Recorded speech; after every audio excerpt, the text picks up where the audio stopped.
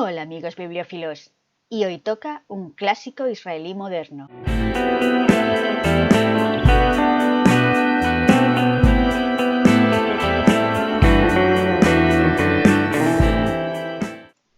El libro que vamos a reseñar se titula Hikmet Giza, un pueblo árabe, escrito por S. Yizar, editado por Minúscula y que consta de 128 páginas.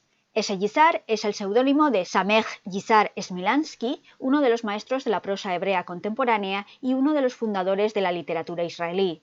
Por cierto, no sé si el título original lo he pronunciado bien, porque mis conocimientos del hebreo moderno son mínimos, siendo amable conmigo misma.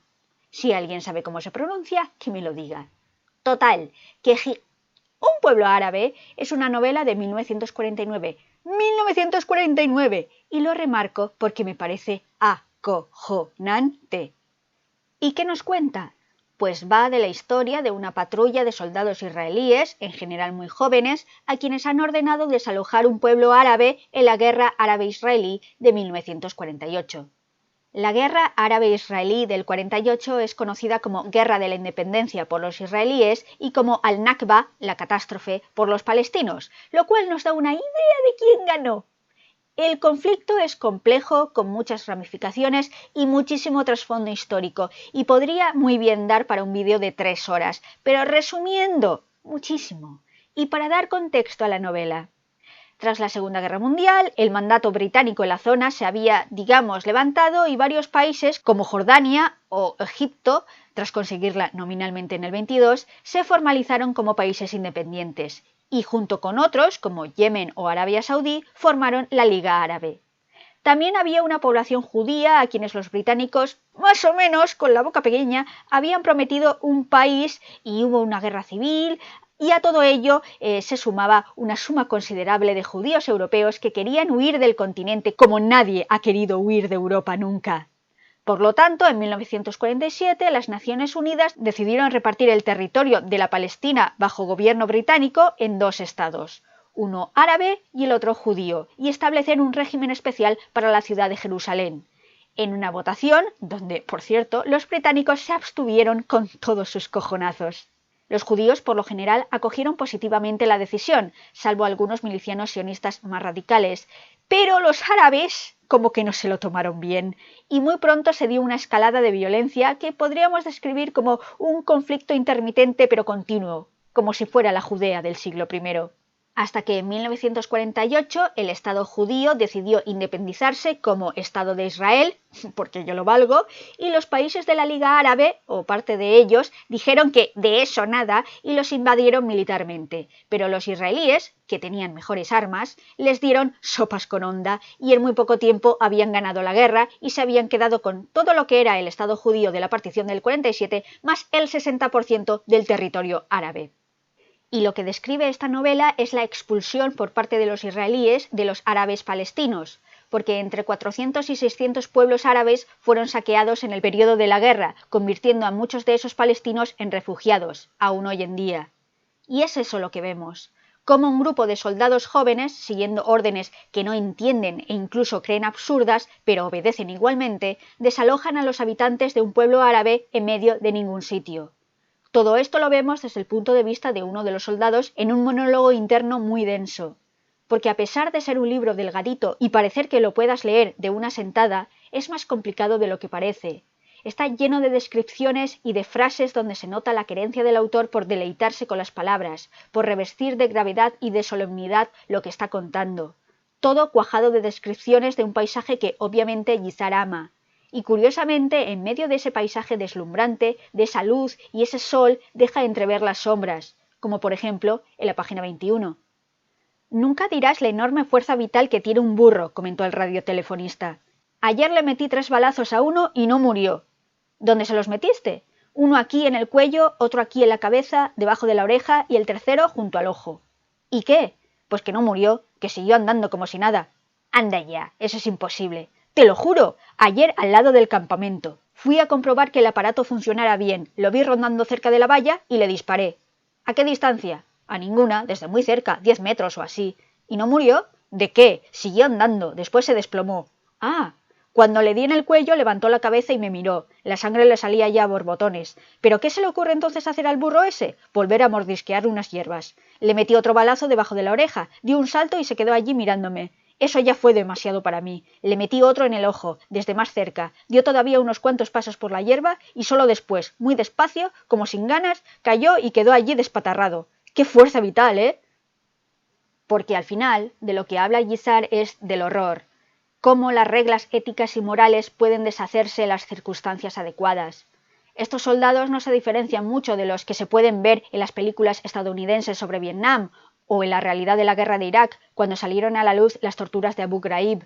Un grupo de soldados en tierra hostil, un montón de tiempo libre y absolutamente ningún control. Ejemplos de lo que ocurre podéis encontrarlos en cualquier época, en cualquier país. Y no es que estos soldados en cuestión provoquen una masacre, pero tampoco lo necesitan. Solo basta con que siguen las órdenes y ver cómo hablan de esos civiles que van a expulsar. «Que se vayan al diablo», dijo Gaby. «¿Qué sitios tan bonitos tienen?» «Tenían», lo corrigió el radiotelefonista, «porque esto ya es nuestro».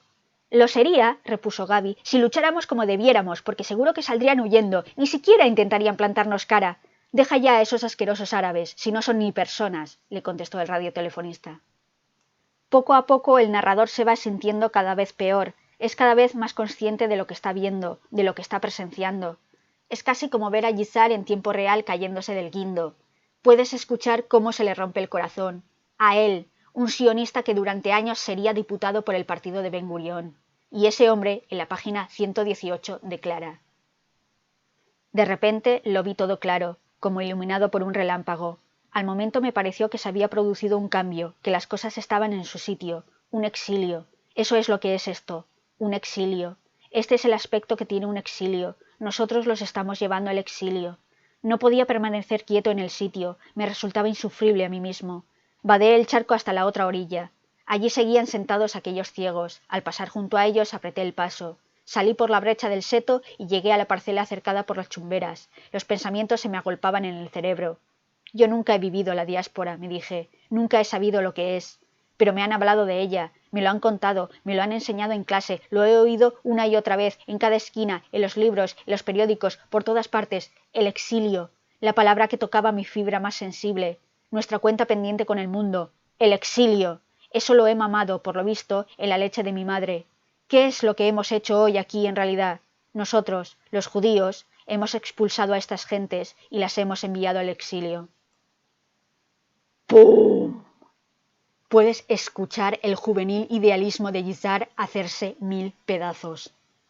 Así que entiendo que esta novela saliera publicada en 1949 y suscitara un gran debate en la sociedad israelí, que de alguna forma aún sigue. Por supuesto, el ala derecha más dura, los halcones, básicamente se metieron los índices en los oídos y gritaron «tra la la la la la la».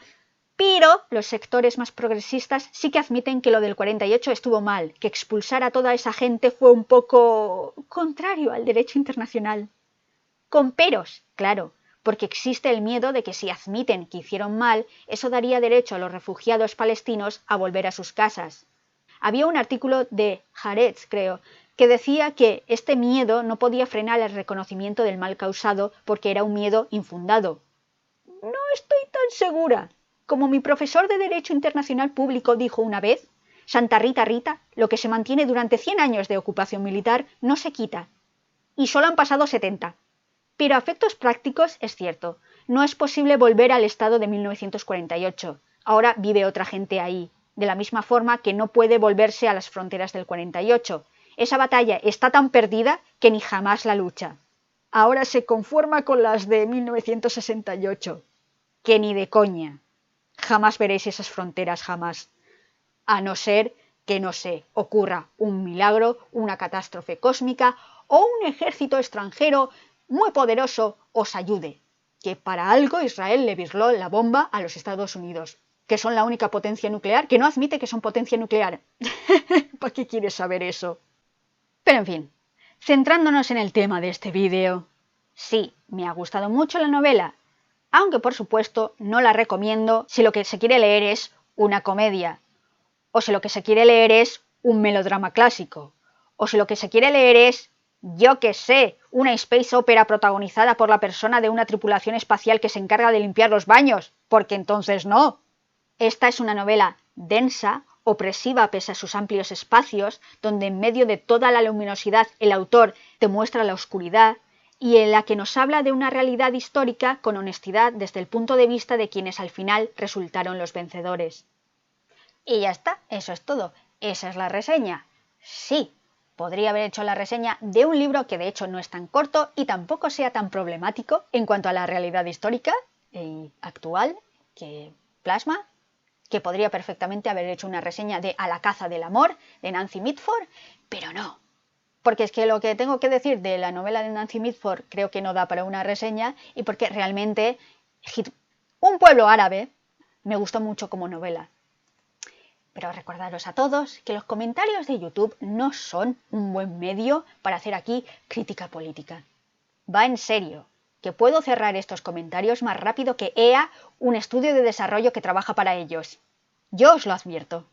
Pero en fin, que espero que la reseña os haya gustado, os haya ayudado a haceros una opinión sobre este libro. Y sin más, gracias, como siempre, por estar ahí, escuchándome. Hasta la próxima vez. Adiós.